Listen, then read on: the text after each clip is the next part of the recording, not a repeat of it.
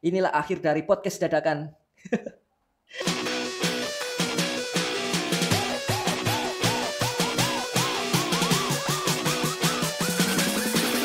Hey yo sup people, kembali lagi bersama gue Edo Basa di channel kesayangan kalian Gevisa yang pastinya memberikan banyak hal kepada kalian.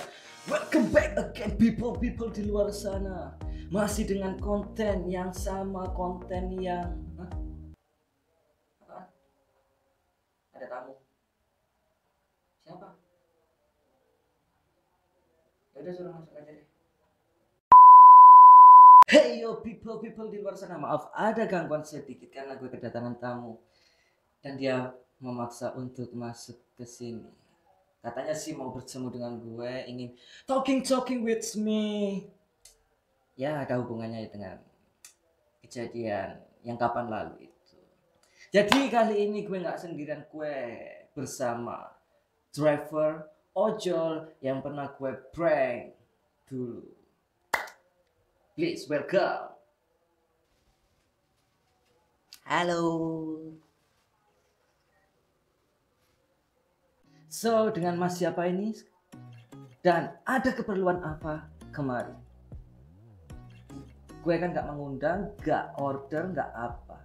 So, please katakan pada gue, pada kita semua, tujuan Anda kesini ini untuk apa? Jadi, perkenalkan, nama saya Edward Hardline, bisa dipanggil Edward. Ya maaf sebelumnya karena kalau saya mungkin mengganggu Anda, Mas itu lagi siaran.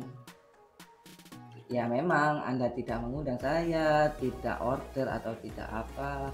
Jadi saya kesini itu ingin menghabiskan waktu dengan seseorang dikarenakan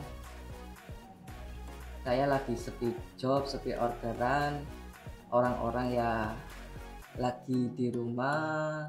Jadi saya nggak tahu harus kemana, menghabiskan waktu dengan siapa. Ya sudah, saya kesini.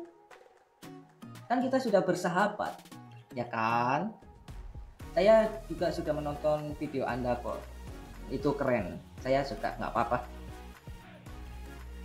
Jadi Anda kesini cuma main, ngobrol, dikarenakan job sepi karena keadaan saat ini. Anda nggak punya tempat bermain. Jadi Anda kesini ngobrol dengan kita, ingin mengungkapkan apa rasa isi hati yang Anda rasakan saat ini. Seperti itu, betul? Iya Mas, itu betul sekali itu. Sebenarnya saya juga mau curhat pada Mas Edo, kepada penontonnya Mas Edo, bahwasanya ya sekarang karena ada wabah virus corona yang menyerang, orderan juga sepi, orang-orang disuruh untuk social distancing, physical distancing, pemblokiran atau pembatasan ke tempat-tempat tertentu di wilayah tertentu. Jadi apa ya, sulit sekarang ini untuk mencari orderan penumpang atau food juga agak sulit karena banyak toko-toko, warung makanan, tempat makanan itu pada tutup dikarenakan peraturan dari pemerintah soal pembatasan. Seperti itu Mas Edo. Jadi pendapatan saya juga berkurang. Kalau boleh tahu dulu sebelum ada wabah ini pendapatan Anda itu berapa, dan sekarang pendapatan Anda itu berapa? Tolong. Apakah ada perbedaan yang sangat besar atau signifikan akibat wabah virus corona saat ini yang menyerang negara Indonesia? Kalau secara pendapatan ya signifikan antara sebelum dan sesudah adanya virus corona ini. Kalau dulu saya bisa tutup poin 1, tutup poin 2, ya bisa ratusan ribu saya bisa dapat. Kalau sekarang sedih gue. 1-2 orderan itu pun ya syukur-syukur, itu pun dari pagi sampai sore. Dikarenakan ya sepi job, akhirnya saya menunggu di jalanan seperti itu. Kalau dulu dari pagi sampai malam saya bisa banyak ratusan ribu saya dapat, seperti itu Mas itu. So menurut Anda sendiri alangkah baiknya itu seperti gimana? Menurut pandangan Anda, sebagai seseorang yang bekerja dan mendapatkan upah secara harian, dan apabila terjadi hal seperti ini, Anda itu inginnya seperti apa? Saya sadari bahwasanya saya ini ada di negara hukum, di negara yang harus mematuhi peraturan yang ada, dan saya pun juga menghormati peraturan-peraturan yang dibuat oleh pemerintah. Jadi saya juga mengikuti sebagai warga negara yang baik. Kalau ada seruan untuk social distancing saya lakukan, ada pembatasan wilayah ya saya lakukan, saya tidak akan masuk ke wilayah tersebut. Kalau orang-orang di rumah membutuhkan sesuatu, kami siap untuk melayani, ya walaupun sepi ya kita tetap melayani. Sebagai driver ojol, inilah pekerjaan harian kita. Kita mendapatkan gaji secara harian untuk menafkahi istri, anak, orang tua. Terkadang banyak yang seperti itu. Kalau adanya virus ini, jadi kita ada sedikit batas. Akhirnya ya pendapatan kita berkurang drastis. Tapi saya dengar-dengar pemerintah juga memberikan kemudahan, bahwasanya pajak akan di, ditunda 1 tahun, lalu akan mendapatkan bantuan dari pemerintah, lalu ada solidaritas dari para kaum yang berduit, katanya banyak yang berdonasi. Ya saya nggak mau nuntut apa-apa,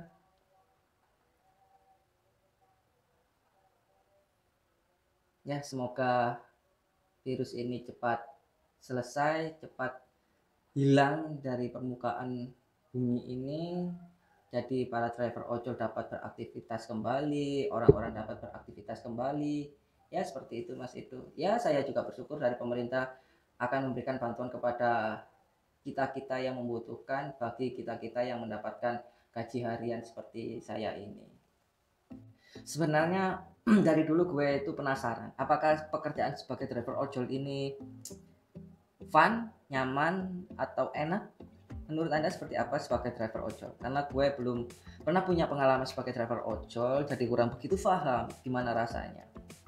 Ya, kalau gue sendiri sebagai content creator di YouTube, kalau gue sih fun-fun aja kerja seperti ini. Ya, ini merupakan passion gue sebenarnya. Ya, kalau nggak dapat duit ya nggak masalah juga. Tapi kalau dapat duit ya lumayan duitnya. Lumayan gede, cuma bikin video dengan konten yang menarik, konten yang menghibur, konten yang mendidik, dapat AdSense, udah duit cair. Nah, kalau Anda gini ini gimana rasanya pakai driver ojek online? Kalau menurut saya sih semua pekerjaan itu ada plus dan minusnya. Untuk saya sendiri sebagai driver ojek online itu ya fun-fun aja, menyenangkan. Setiap hari dapat bertemu dengan berbagai macam model orang, dengan berbagai macam karakter orang, mengantar ke sana ke sini, jadi menambah wawasan tentang lingkungan atau jalan-jalan atau daerah seperti itu Mas itu. Kemudian ya kadang kita mengobrol, ya walaupun di SOP-nya kita tidak boleh saling mengobrol dengan penumpang, tapi terkadang kita ya saling tukar informasi antar penumpang, atau kadang sembari menunggu orderan ada, kita saling berdiskusi dengan sesama driver ojek. Ya pendapatan hariannya ya walaupun alhamdulillah cukup untuk sehari-hari, kita nggak muluk-muluk kok. Kalau pendapatan sih nggak ada masalah untuk saya sebagai driver ojek online. Ya itu pokoknya buat saya sebagai driver ojek online itu sangat menyenangkan. Seperti itu Mas itu. Well, dari saya cukup sampai di sini, sudah nggak ada hal yang perlu saya tanyakan lagi. Mungkin ada sepatah dua kata yang ingin Anda sampaikan kepada subscriber gue, penonton gue, terhadap kehidupan driver ojol, pesan-kesan terserah Anda, silahkan. Pesan kesannya sih intinya sebagai driver ojek online saya itu merasa pekerjaan ini itu menyenangkan, fun-fun aja. Alhamdulillah uangnya juga banyak, cukup banyak.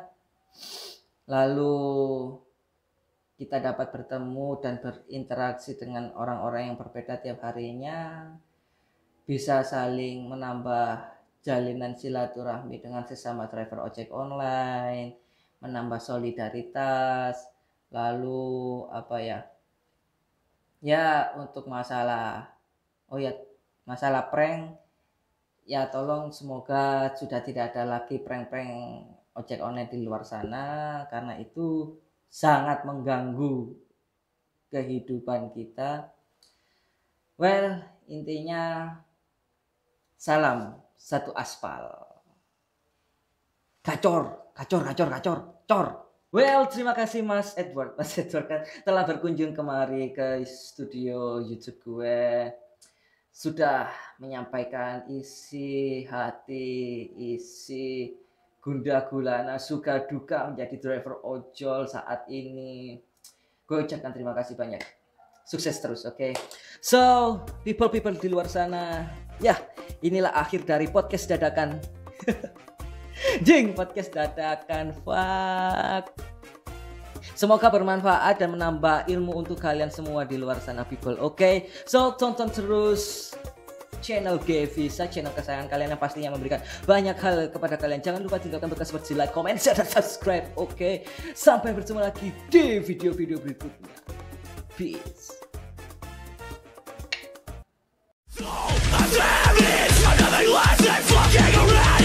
I can't control the way I am. I'll cut you out. I don't give a damn.